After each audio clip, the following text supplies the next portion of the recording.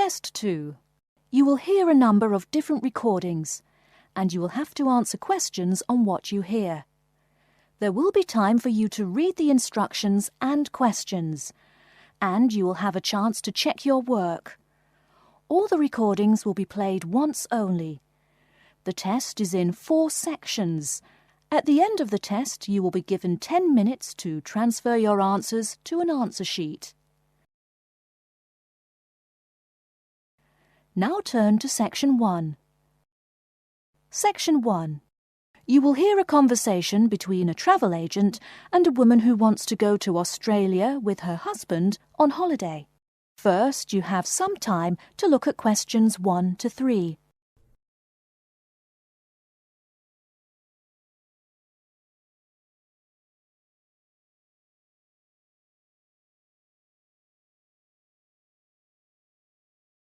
You will see that there is an example which has been done for you.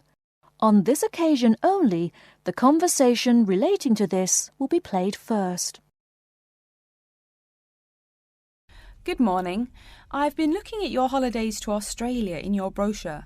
I'm thinking of going during the second half of next month. Good morning. As you can see from our brochure, we offer a wide variety of packages to various destinations in Australia. Is there anything in particular that interests you? The woman says that she has been looking at the holidays to Australia in the brochure. So, brochure has been written in the space. Now we shall begin. You should answer the questions as you listen, because you will not hear the recording a second time. Listen carefully and answer questions 1 to 3. Good morning. I've been looking at your holidays to Australia in your brochure. I'm thinking of going during the second half of next month. Good morning. As you can see from our brochure, we offer a wide variety of packages to various destinations in Australia. Is there anything in particular that interests you? Yes, my husband and I are very interested in the holidays in the outback. These holidays are becoming increasingly popular. Would you like to arrange flights and accommodation with us, or just accommodation? Can you arrange flights from Sydney? Certainly. OK, flights and accommodation then. Right, you said that you wanted to travel next month. Which date would you prefer? I should point out that there are no daily flights available, so if you have a flexible itinerary, that's better. Well, we arrive in Sydney on the 15th of April, and we were thinking of travelling to the outback on the 18th of August. April. OK, there's only one flight from Sydney to Alice Springs on the 18th, so I'll book you on that. It leaves at 10 in the morning, which is quite convenient. Shall I book 2 seats for you? Yes, please. As for your stay in the outback, you can see from the brochure that we offer 3 packages: budget, standard and luxury. The budget package is about $500 Australian dollars, the standard package is about $700 and the luxury one is approximately $1,000, though it does depend on exactly what you would like regarding extras. Which one would you prefer? Well, we can't decide between the budget and standard options. Well, actually, just looking at my computer here, on the date that you want to fly into Alice Springs, there is no standard accommodation available. It's fully booked, I'm afraid. That's okay. We think that the cheapest one should be fine for us. We don't mind roughing it for a few days, and we don't expect to be spending much time at our accommodations. We prefer the outdoors. Right, let's look at the room options. Before you hear the rest of the conversation, you have some time to look at questions 4 to 10.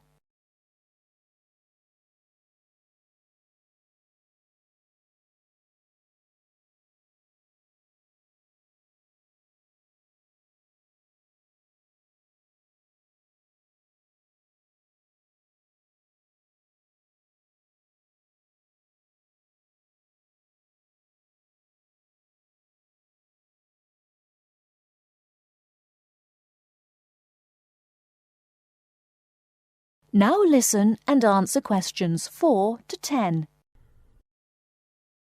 First of all, would you prefer a non-smoking room? Yes, neither of us smokes. OK. Oh, before I forget, could you book everything in my husband's name, please? Yes, of course. Are you paying by credit card? Yes. In that case, I'll need your husband's name exactly as it appears on the card.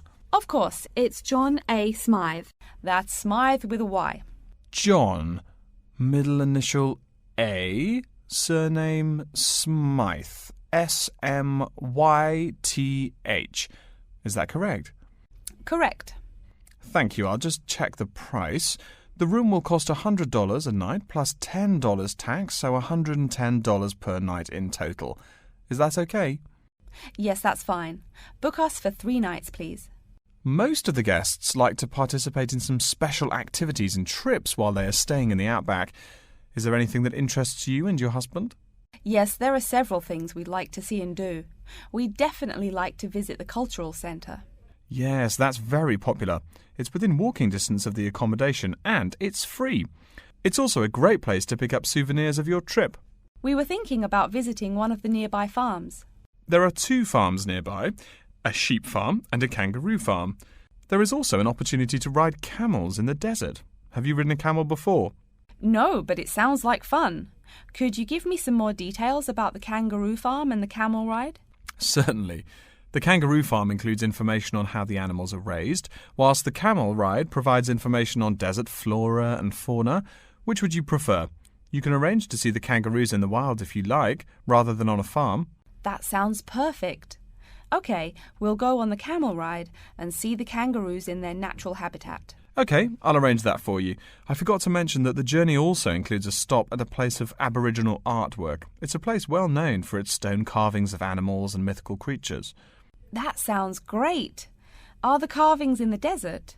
Yes. Wonderful. Well, that's perfect then. I'm sure you'll have a lovely trip, but remember that you need to take care in the sun.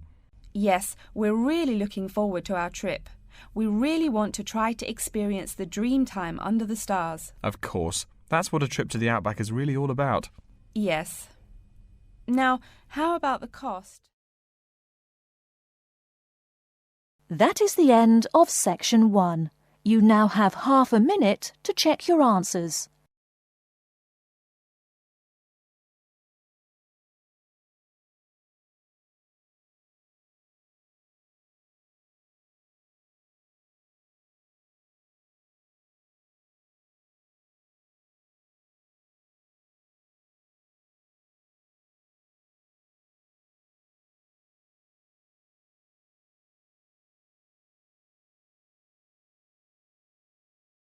Now turn to section 2.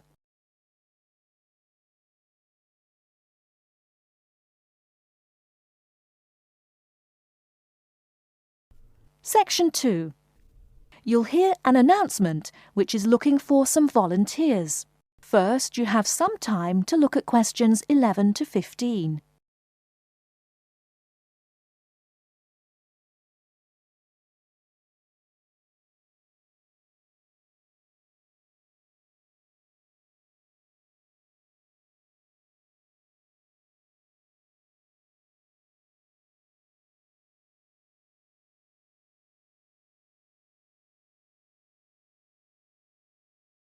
Now, listen carefully and answer questions 11 to 15. Continuing our broadcast of public service announcements, Worldwide Helpers announces upcoming vacancies for a number of volunteer worker positions. All applicants must meet the following requirements.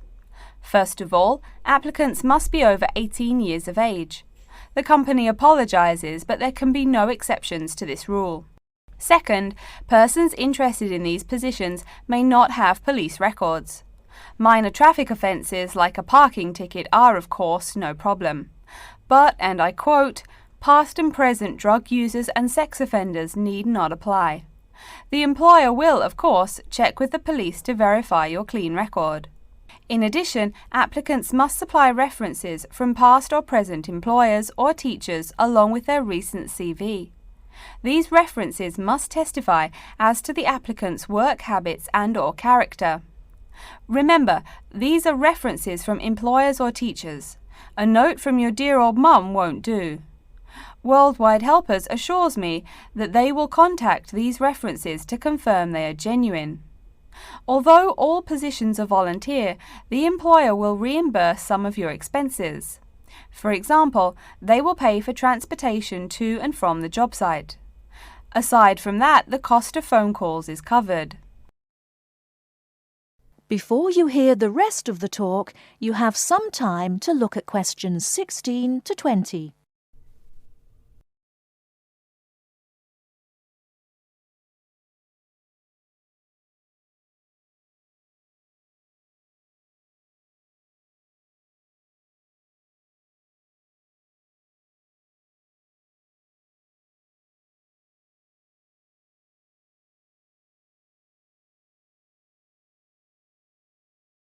Now listen and answer questions 16 to 20.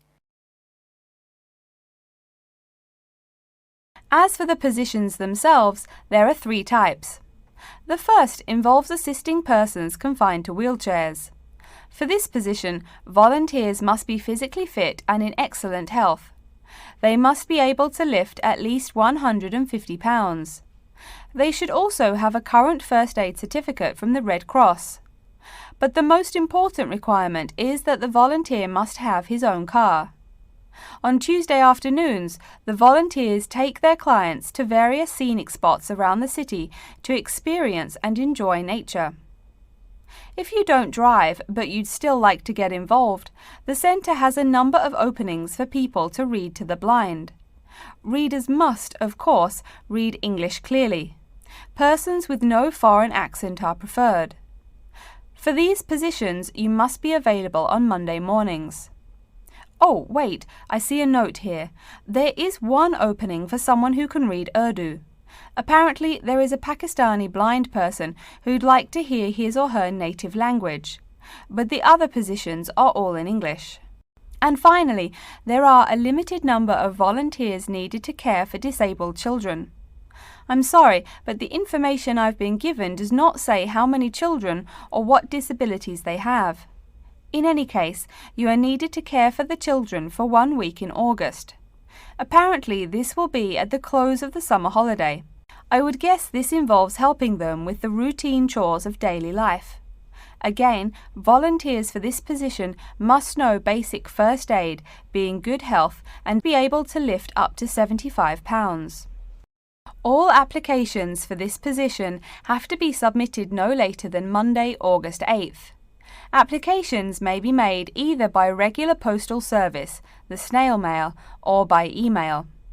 The mailing address is Worldwide Helpers, Post Office Box 651, East Surrey, BY8 99C.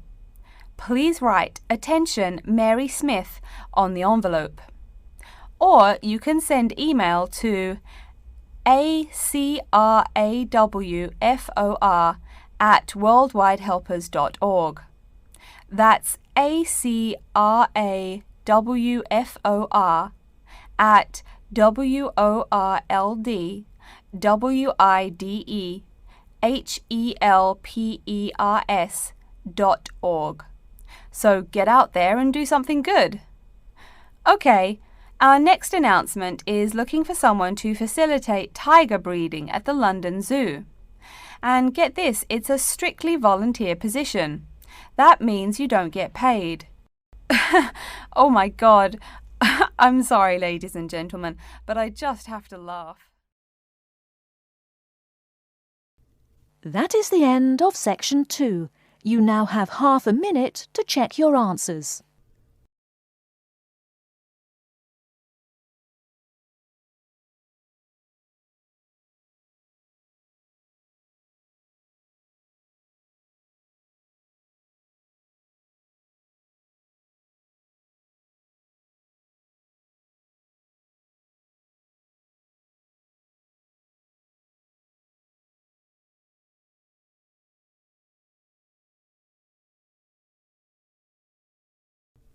Now turn to section 3.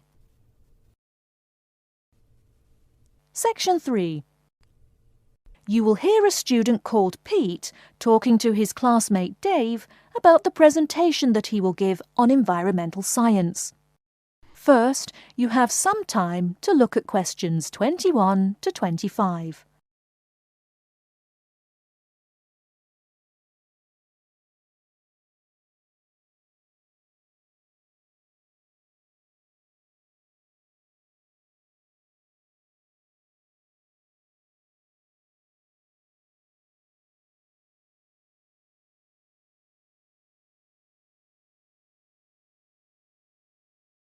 Now listen carefully and answer questions 21 to 25.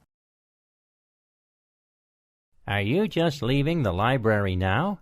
I saw you get there at 8 a.m. Yeah, I've been there all day. What for? They hire a cute new librarian or something? I wish. No, it's the presentation that I will give in environmental science the day after tomorrow. What's it about? I heard you were really excited about the class. And Dr. Schnee also calls you for the arcane questions, as he calls them. It's about environmental damage in the Yucatan. Excuse me, what? Or is that where? The Yucatan. It's a state in southeast Mexico. So what's happening there? Agriculture is having a really adverse impact on the environment. There are too many farmers doing too much farming. It's really destroying the forests and ruining the soil. Deforestation is a major problem there now. How did you learn about this? I don't recall Dr. Schnee saying anything about it in lecture. Yes, but my brother went there last month. You know, to look at the old cities like the Maya Indians built. That's what first got me interested. Your brother Tom? No, Dick, Harry's twin. Anyway, he told me how few trees there were now and how much empty ground that grows almost nothing. He said the place looked more like the desert than jungle in some parts. It brought environmental damage, so I started looking for materials in the library. Here, look at this magazine. What's in it? It's an old issue of National Geographic. It includes interviews with tourists who have been there in the past few years. It's pretty bad. See the photos? I see the photos, but one or two photos don't prove anything. Then read what the article says. Right there, the first thing it points out is how soil samples show it's hard for anything to grow there. It says how an area of 21,000 square kilometers has lost most of its forest in the past 10 years. See, there are graphs. As the number of farmers increases, the acres of forest have decreased. It's an inverse relation. Before you hear the rest of the talk, you have some time to look at questions 26 to 30.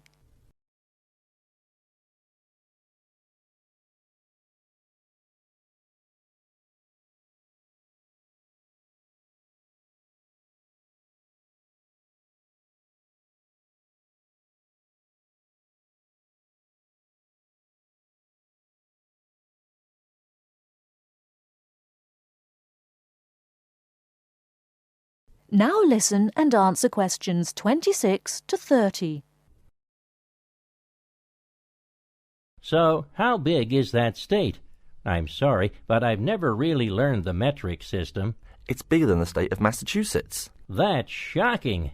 Anything else? There's lots of else. Scientists say there's a growing area of about 10.5 square kilometers where nothing can grow at all. It's like the beginning of a desert. Oh, yes. What Dr. Schnee called desertification.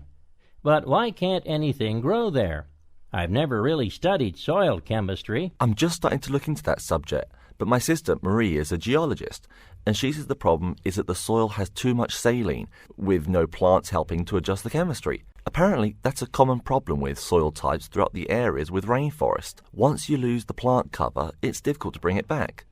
Reforestation is almost impossible, even if the land is not being used for other purposes. Wait a minute. What is saline? Saline is salt dissolved in water. Scientists who have gone there have taken measurements. They do this by gathering a sample of the soil and running a simple test that shows the ionization of the solution. The geology department in our own university has reviewed the soil at the site too. They're right. It looks pretty bad. The level of salinity is going up. But the plants that would solve that problem can't be planted in soil like that. There is a narrow spectrum of salinity in which the plants will grow. And once you pass the threshold, there is no way to put the problem right? Exactly. It's possible that no one can do anything to stop the trend now. And all because of human greed. Wait a second. How do you know these scientists can be trusted? What kind of reputation do they have? Are they reliable? Oh, they're definitely reliable. They include 4 members of the faculty from the geology department right here at MIT. Here, study these photographs and check the damage yourself. That's what Dr. Horst, who wrote the book here, did. He's newly appointed, but Dr. Schnee said that he's brilliant. So, where are you going now? I'm headed over to the geography department to borrow a map for my presentation. You know, this whole problem could have been avoided. The farmers there in the Yucatan. Pete, What? go take a break. Leave some studying for the rest of us. That is the end of section 3. You now have half a minute to check your answers.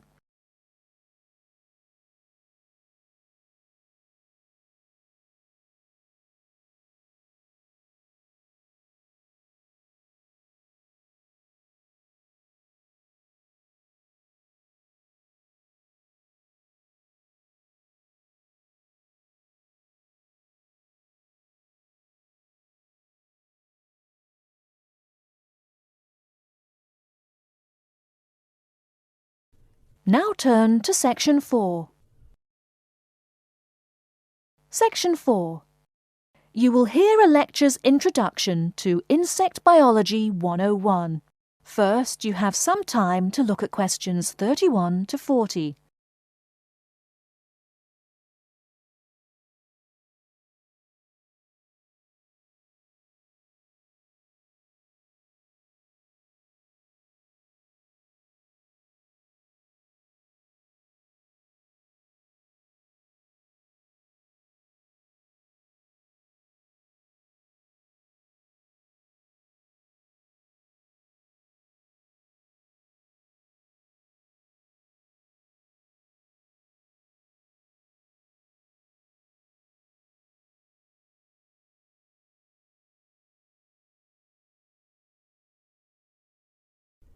Now listen carefully and answer questions 31 to 40.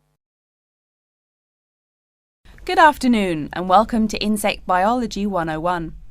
I'd like to begin this course with a few remarks about good insects and bad ones. Bugs are all around us, and that's both a benefit and an annoyance, sometimes maybe even serious harm. First, let's talk about the good things that insects do for us. Probably the most important insect for humans, and maybe for all other life, is the bee. Bees help plants in the process of pollination, and thus are necessary to most flowers and fruit-producing trees. That is, they carry pollen from male flowers to female. If it weren't for bees, we'd have very few food plants and no fruit either. In fact, there would be no we. No less a thinker than Albert Einstein pointed out that, without bees, humanity would be dead within a year or less. We'd starve. It's that simple. That should maybe make us just a little humble. A little less dramatic is the fact that bees also make the honey we eat. Moreover, they produce beeswax, which is useful in candles and is also used as a first-rate furniture polish. Sure, these may not be vital to our lives, but they can serve as reminders of how important bees are. That's a point I keep coming back to in this course. Though, in all fairness, I should point out that butterflies aid in pollination as well as bees. Now, here in Michigan, what's the worst part of summer? Yep, that's right, mosquitoes. But I'm talking about helpful insects, right? So let's look at the dragonfly first. If there were no dragonflies, there would be even more mosquitoes. Dragonflies mainly eat mosquitoes and also a few other insects. Yes, that's right. They don't just fly around, and they also help to eliminate harmful insects. So the next time you see a dragonfly, don't you dare kill it. Now, let's talk a little about those harmful insects. Take the mosquitoes I just mentioned as an example. Not so many years ago, mosquitoes here in America weren't just annoying, some were even deadly. They carried malaria and yellow fever. My own ancestor, the Confederate General John Bell Hood, lived through the worst battles of Civil War, only to die at age 38 from yellow fever. A pest, not a bullet. Well, besides the mosquitoes, in summer there is also a kind of insect that never seems tired. Right, that is the fly. Before I go on talking, I must mention an African fly called the tsetse fly, which feeds on blood and can cause serious diseases in the people and animals that it bites. Besides, it is still a bearer of sleeping sickness, which affects around 300,000 people every year in Africa, and can be treated only with toxic drugs that are hard to administer. Worse still, the drugs sometimes don't work. Other insects, of course, destroy food crops. In China, for instance, locusts continue to be a danger to the harvest in some areas. Less important, but still annoying, moths eat people's clothes and dust mites slowly destroy carpets. Worse, but still in the home, termites or white ants eat wood, the wood of your house. If they are not stopped, they can eventually destroy the whole building. Usually they seriously damage a building before anyone even notices them. So, as we all know, insects can be a real trouble. So, what to do? You can go ahead and start killing harmful insects. In the early decades after the Communist Revolution in China, Chairman Mao encouraged the people to swat every fly they could see. Slogans on the walls of buildings called them little capitalists. But flies reproduce too quickly for this to be a long-term solution. For some decades in the West, to kill insects with chemicals seemed a good remedy. Unfortunately, chemicals can only be used in a limited area for a limited time. It's a small-scale solution. The insects come back. Worse still, some of the poisons used, like DDT, were found harmful to the environment. Many kinds of wildlife, like hawks, were harmed. And people in chemical-using rural areas have one of the highest rates of liver cancer in the world. It's no secret that chemicals remain harmful to humans.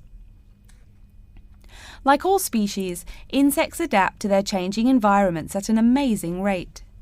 When a new chemical is introduced to their habitat, the insects that survive are generally the ones with some way of resisting the harmful effects. They then breed with the other survivors, and just like that, insects become resistant to most poison in a few generations. An insect generation, remember, is a couple of months at most. So again, we have to ask, what to do? Well, there are biological solutions. Some of these are pretty simple. One is destroying the insect's habitat. You take away their home or food. Cleaning your kitchen is the best way to prevent roaches. No garbage, no food. Getting rid of marshes and swamps eliminates mosquitoes. Other solutions might include bringing in dragonflies or bats in areas where mosquitoes are many. This is a cheaper alternative to chemicals. Biological methods like this also bring no extra pollution to the environment. But you have to be careful. If you change the environment too much, you might be hurting other forms of life accidentally.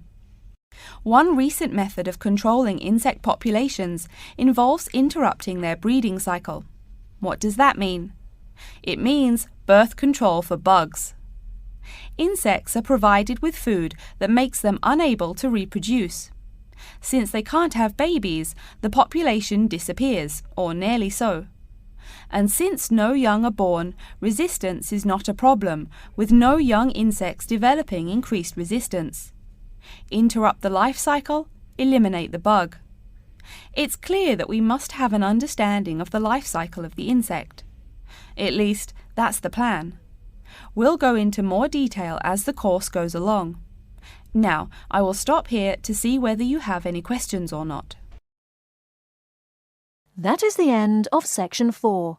You now have half a minute to check your answers.